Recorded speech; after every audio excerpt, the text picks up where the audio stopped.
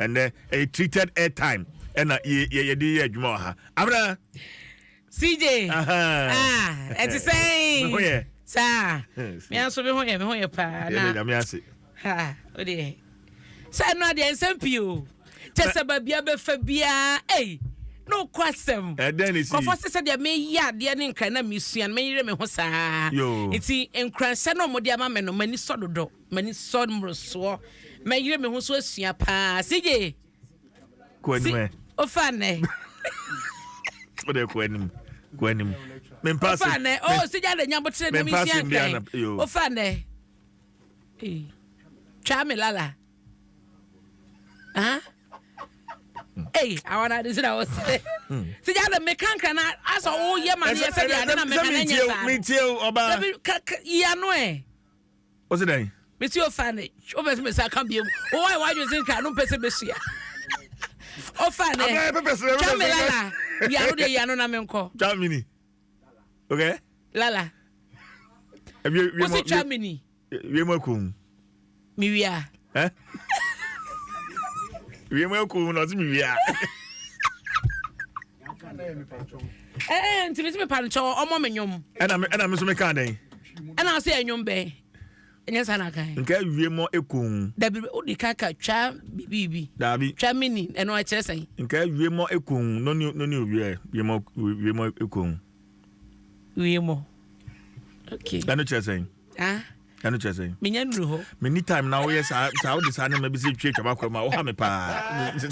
Menya nuru baby Adom kon medru ho. Na daily graphic da boka ataki tamiano pay me fa toaso na yewra afenyo makin eyedom kase ba no dani. Se jo sese edru abato afia eya wo CJ wo CJ Jeremia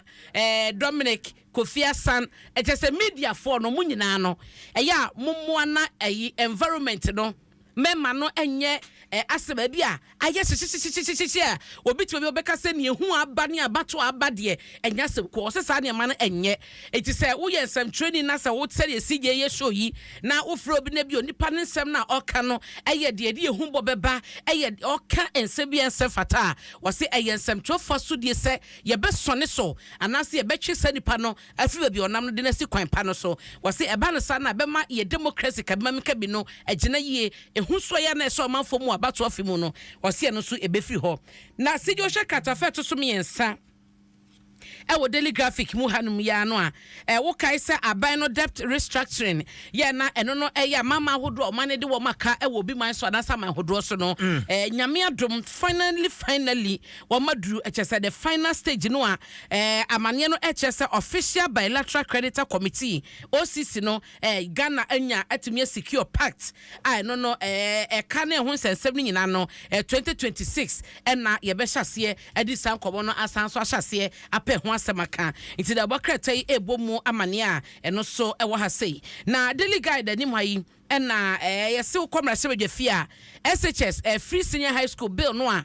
yewura fenyo market e ka ho asem ya wo chese so afọ no hye nwumasia ho sem so de deba se de be na free SHS no sa ban se samba mpo a aban bi obeba bia no emra no ebe yire no be hye ne kete na wato aso no edo na da bokratai ebo amane se NDC amanyoko ne dom kuma wo mrase be fie no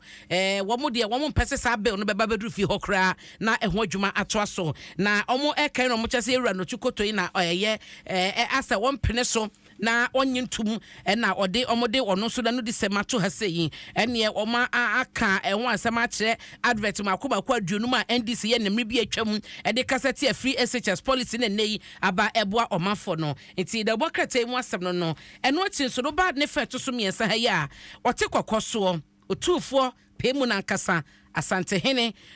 na okasa ewo hayi oso mampani abedi echalaji Dr. Mahmoud Baumia oso yobi a obuade pa osanso ewo ahobrase CJ eno ene de da hanti foni a mehwe de otufo tutu ne